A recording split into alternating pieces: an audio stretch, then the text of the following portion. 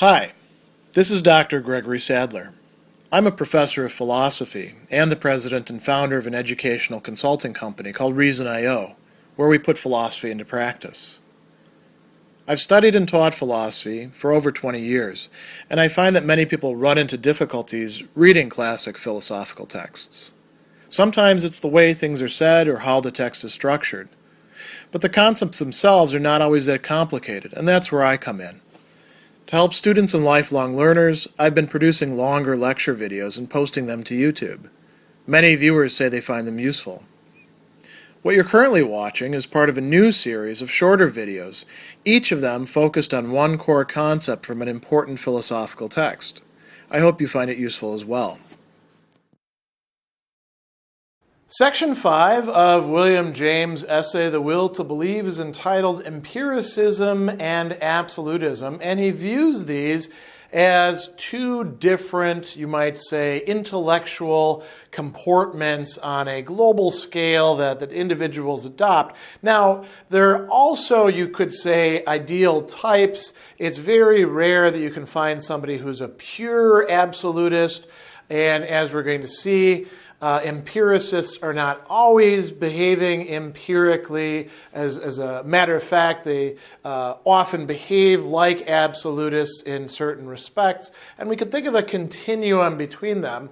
He's also going to contrast them here very briefly to skepticism, so it's worth talking about this contrast at first. He says, for the purposes of this discussion, we are on what he calls dogmatic ground. Dogmatic ground means that there are some things that you have to accept, you have to believe in order to make any sort of progress. He says, ground which leaves systematic philosophical skepticism altogether out of account. So he's putting that aside, and then he says, well, what is that skepticism? The postulate that there is truth, and that it is the destiny of our minds to attain it, we are deliberately resolving to make, but the skeptic will not make that. So the skeptic is not just saying, well, there is no truth, or what is truth. The skeptic is also, to some degree, or in some way, calling into question, or even actively denying our capacity as knowing subjects to know what the truth is. And so, there's varieties of skepticism out there, and we don't have to get into that. Because James says we're primarily interested in this contrast between two dogmatic ways of approaching things, that of the empiricist and that of the absolutist. So then he goes on and he says, the faith that truth exists and that our minds can find it may be held in two different ways. One of these is the empiricist way, the other is the absolutist way, and he says these are ways of believing in truth, of thinking that there is truth out there. So what's the difference? He says the absolutists say that not only can we attain to knowing truth, but we can know when we have attained to knowing it. While the empiricists think that although we may attain it, we cannot infallibly know when. And you might say, isn't there a bit of confusion here? What do you mean to say that you know the truth, but you don't know that you know the truth? Wouldn't knowing the truth automatically provide its own sort of certitude or its own self-evidence or something like that? And James would say, aha, you're an absolutist. An absolutist of one form or another. So the empiricist says that truth exists, so does the absolutist. Both of them say that we can attain the truth. Where is the vital difference?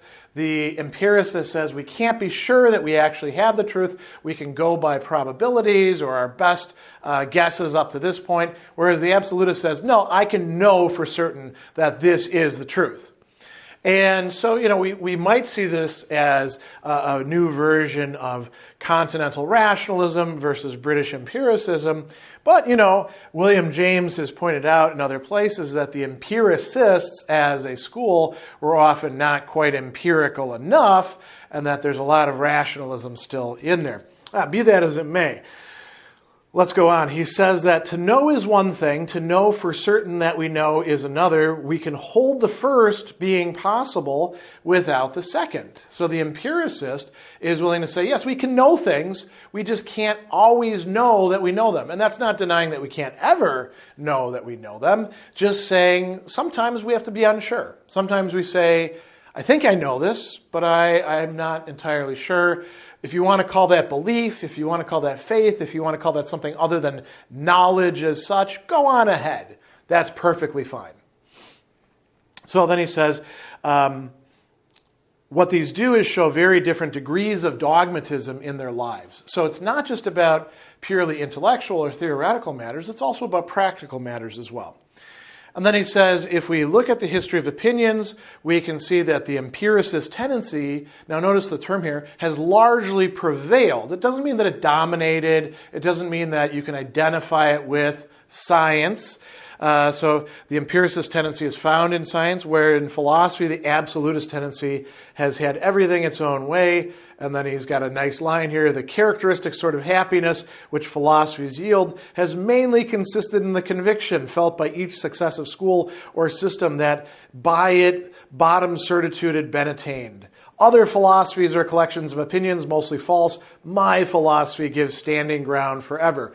Who does not recognize in this the keynote of every system worthy of its name? So he's saying most philosophers up until his time, and you can't necessarily say this about all philosophers after James or his own mode of philosophy, pragmatism, have been absolutists.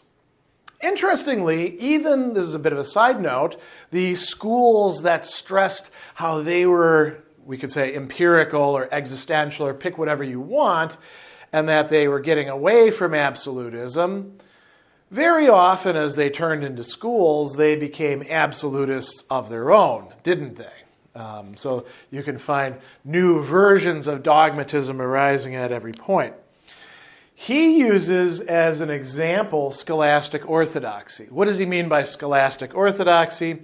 He's talking about that of the Middle Ages that we can identify not just with Thomas Aquinas, but also with other medieval thinkers, ranging from, Peter Abelard all the way into Thomas and Bonaventure and some of the scholastics before them, and Scotus and Occam and people along those lines, and then all of their successors going on in Catholic and sometimes, quite frankly, other Protestant institutions. The Lutherans had their own form of scholastic orthodoxy as well, as did the British.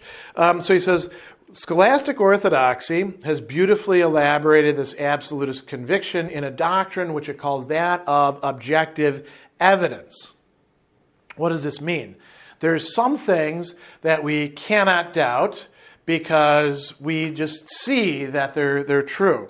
He says, 2 is less than 3, or if all men are mortal, I am mortal too. These illumine my intellect irresistibly. They light up my mind.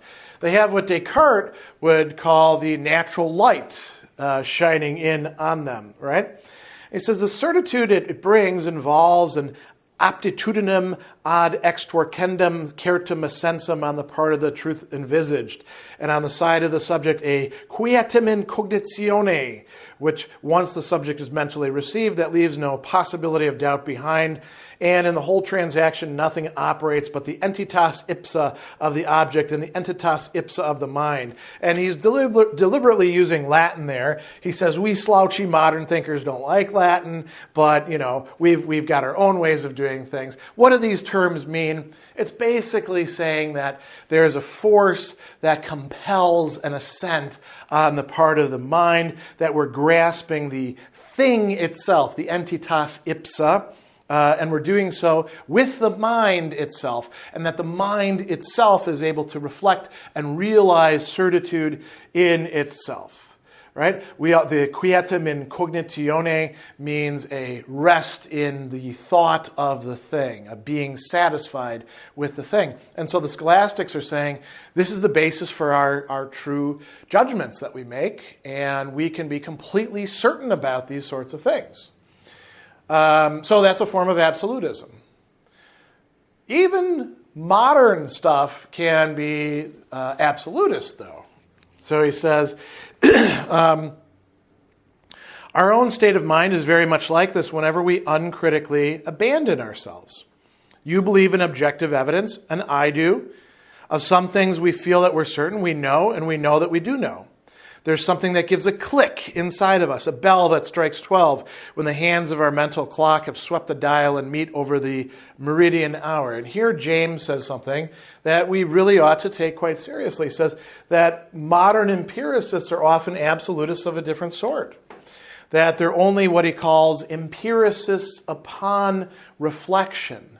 That is, that it requires the active decision of the mind, which means the will is involved, which means our volitional nature, our passional nature is involved, to keep us from falling back into absolutism. He also says that when we're left to our own instincts, particularly when it's things that we would definitely like to believe or things we definitely not like to believe, that we behave as absolutists. We dogmatize, he says, like infallible popes. So he uses as an example of this William Clifford, who says that it's sinful to be Christians on insufficient evidence. Insufficiency is not really what's going on here. Clifford never really entertains the possibility as a live hypothesis that Christianity could have anything to it. There's no possibility of it having any sufficient evidence, so he rejects it out of hand. Now, one thing that James says outside of this section in the later section about objectivity and certitude, he says that as empiricists, if we give up the doctrine of objective certitude, we don't give up the quest or the hope of truth itself. We still pin our faith on its existence, and we believe that we're actually helping ourselves out. We're attaining, he says, a better position by systematically continuing to roll up experiences and think. And then he says, here's the difference between us empiricists and those absolutists. The strength of the system for the absolutist lies in the principles, the origin, the terminus a quo, the terminus, the end from which it begins. So the starting points. They carry out things, you might say, with a rather sophisticated but rigid way of deductive argumentation or logic. He says, for us, the strength is in the outcome, the upshot, the terminus ad quem, where we arrive. And so really what James is talking about here is not just empiricism. This is also connected with his conception of pragmatism. We see what the results are for our ability to attain truth, truth that we can use, truth that we can live with. And so James doesn't think that we can ever embody completely the empiricist type. We're always going to be lapsing into absolutism here and there. We can't avoid becoming complete absolutists just as much as we can avoid lapsing into a skepticism that won't really allow us to pursue truth. And so empiricism becomes, you might say, something like a middle ground or middle way between those two.